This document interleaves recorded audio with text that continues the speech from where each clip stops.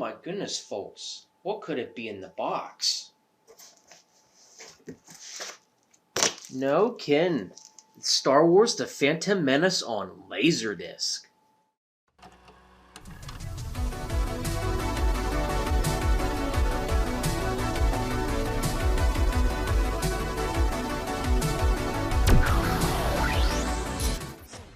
Hello and welcome back to the 20th Century Dude channel.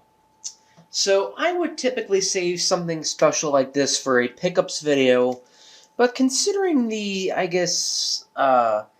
collector's nature of this particular film and format, I decided to just save it for its own video.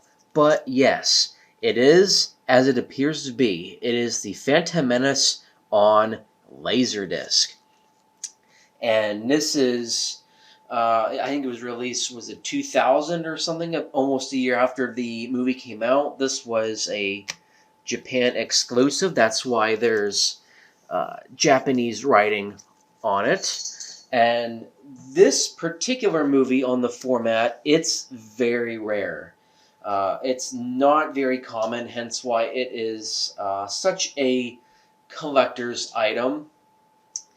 I wanted to get X-Men on LaserDisc, but looking at the titles and prices on eBay, yeah, fat chance of me ever picking up that copy on LaserDisc anytime soon. But I actually managed to find the Phantom Menace at a decent price on eBay. It was something I figured it would have been nice if I had someday, but every single time it pops up there, it's over $100, and I'm not willing to pay that much, especially considering shipping costs for one film. If it were a bundle of films, that might be one thing, but I would never pay more than $100 for one film. So it makes me wonder how the heck I'm going to get around to getting that F1 Steelbook. But anyway, we have the Phantom Menace on LaserDisc. And there was a nice chap that even decided to take a little bit of money off it, so I only had to pay $26 for it. Of course, there was $25 shipping, so I ended up paying $53 total once you consider tax and whatnot for this particular film. Again, maybe a little more than what I wanted to pay for one particular film and not a bundle. But anyway, I have it now. An item that is not very common, and I've got it. So, if we want to go to the back, you can see here the Japanese writing here. It's only in Japanese, except for the credits right there. Since this was released only in Japan, America missed out because we had our new DVD technology, and a lot of people were still running off of tapes, even by 1999. And for the most part, LaserDisc only occupied 1 to 2% of households anyway in the United States, unlike Japan where there was at least 10% of households. So chances are more than likely somebody happened to pick this up in Japan.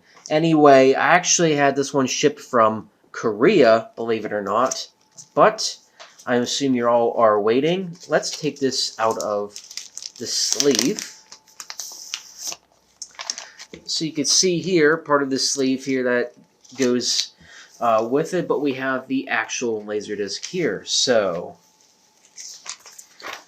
these must be instructions, I think, for how to operate a surround sound system, although being that I can't read Japanese at all, this isn't going to do me any good. I suppose some people have a translating app. They can scan the writing, and they can approximately figure out just what it says, but I feel like we're just going to toss that to the side for right now, since it's no good to me. We have some Naboo artwork here, and we go here to the right side. We get all the chapter listings, of course, in Japanese. So let's take a disc out. Alright, so we have here, this is disc 1. This movie has to have a second disc because of how long it is. And fortunately, I only had to clean off a few dust marks, but the disc appears to be in good condition. So, thankfully, I was worried that something bad was going to happen to the disc, the disc that for that matter, on the way here. But thankfully, nothing happened. It did take a good number of weeks to get here. It took about like over 3.5 weeks to even arrive in the first place. Honestly, I had not even attempted to pick up the movie this month. I kind of was going to wait a little bit, but considering the fact that every other copy on eBay listed at over $100, and this was the only one that wasn't $100, I figured I might as well take the opportunity. There was an auction I was bidding on one for. It actually came with the Ewok adventure, if you remember those Ewok pieces of junk movies from the 80s. But unfortunately, I lost out on that bid, so that's why I went with this in the end. Anyway, I'm sure you'd much rather see what it actually looks like on the LaserDisc player, so let's fire it up, shall we? Unfortunately, there is a bit of a glare from the light shining over there, which I apologize. So I think by the time this movie actually gets started on the TV, I'm going to turn it off beforehand, so I'm only going to leave about a little bit of light so you can at least see what's on the TV. But we are now going to put it in. Voila. Alright, so it looks like we got a little bit of Japanese writing there. I'm not sure what it says. It might be one of those like FBI warnings or whatnot. Ooh, we got a Pioneer logo too.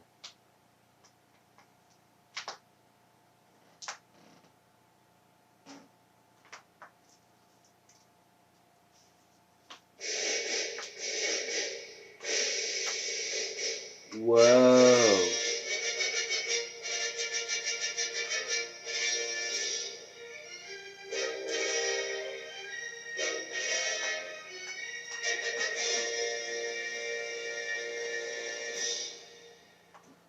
Sound is pretty good, so that's a nice little feature.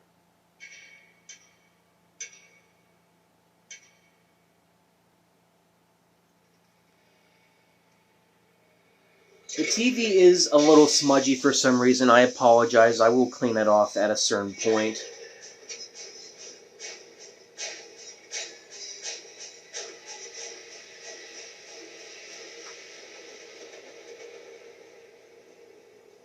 So that's cool at least.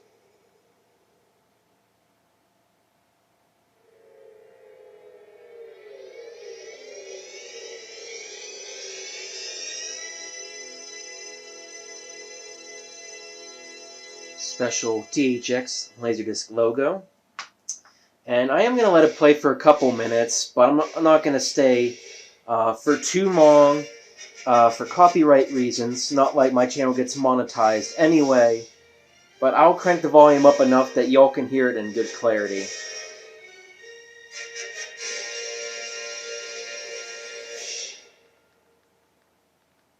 I feel like some of you probably don't want to hear me anyway.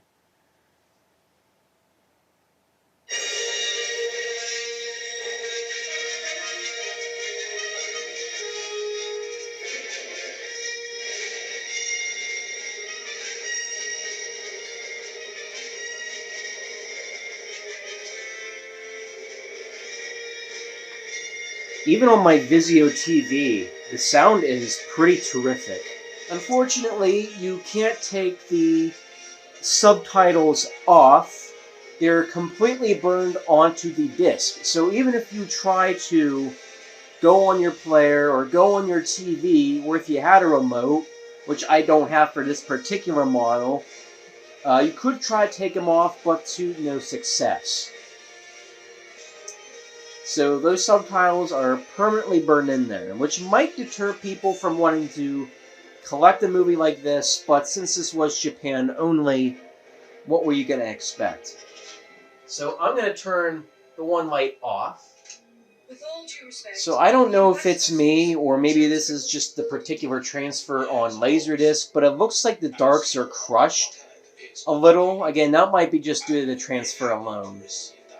I mean, the VHS tape is always going to be a little bright, but I kind of figure it might be due to the mastering. Because even with the light on or off, you can't really see the star field all that well. I suppose some people are going to have a Blu-ray, DVD, LaserDisc, VHS kind of comparison, but we're not going to get into that any of the details today. I just wanted to demonstrate this particular LaserDisc movie.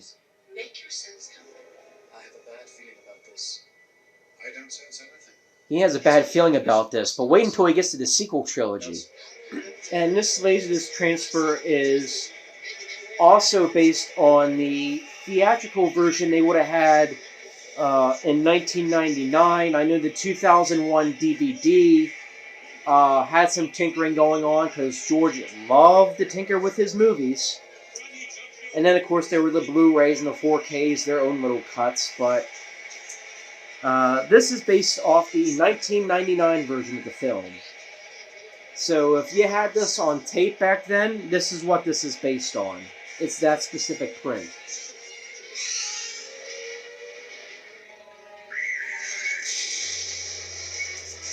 Oh, that's a shame. Anyway, let's put in the second disc. Alrighty. Where does the movie pick up from here, I wonder? Since it's hard to tell with the Japanese writing on the cover.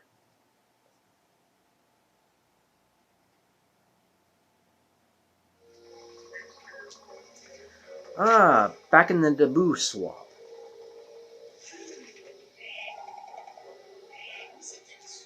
I feel like since some of you don't like Jar Jar and his speech impediment, let's just do some fast forward options to see where we can go on the disc.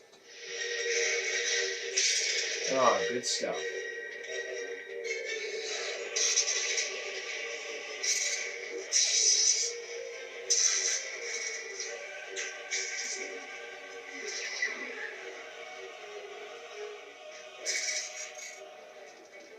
Alright, well, I don't want to spoil the fun or anything, but I think that's where we're going to stop with today. So to conclude, we're going to actually flip over to this last side here, and we'll see if we get a little visit from our friend the LaserDisc Turtle. Oh, no, no turtle. Just a little description. That's a shame. That's a shame. However, and I'll turn on the light so you can see it better. We can see on the bottom here, maybe very faintly, remember what I told you about the CAV? Well, there's those frames going on there. And for whatever reason, on the first side of the third disc, well, the second disc, I mean, it has the chapter listings, and this apparently has the CAV side, which is the frames. But I just thought I'd point that out there, a little extra detail. But I am saddened that we don't get a little visit from our friend the LaserDisc Turtle. What a shame. But I'm afraid that's all we have time for today. I just wanted to show you this fine movie here on LaserDisc. And yeah, another fine addition to my collection. What can I say? So, wasn't honestly expecting to pick this up so soon, but I figured given the opportunity, I'd say a discounted opportunity to pick this up, I figured why not? Perhaps this is actually going to be worth $53. It seems to be in great working condition, so I'm well pleased anyway. But anyway, that's all I have time for today, so thank you for tuning in to the 20th Century Dude channel and checking out the Phantom Menace on LaserDisc. So, have a good rest of the day, and may the Force be with you. See you.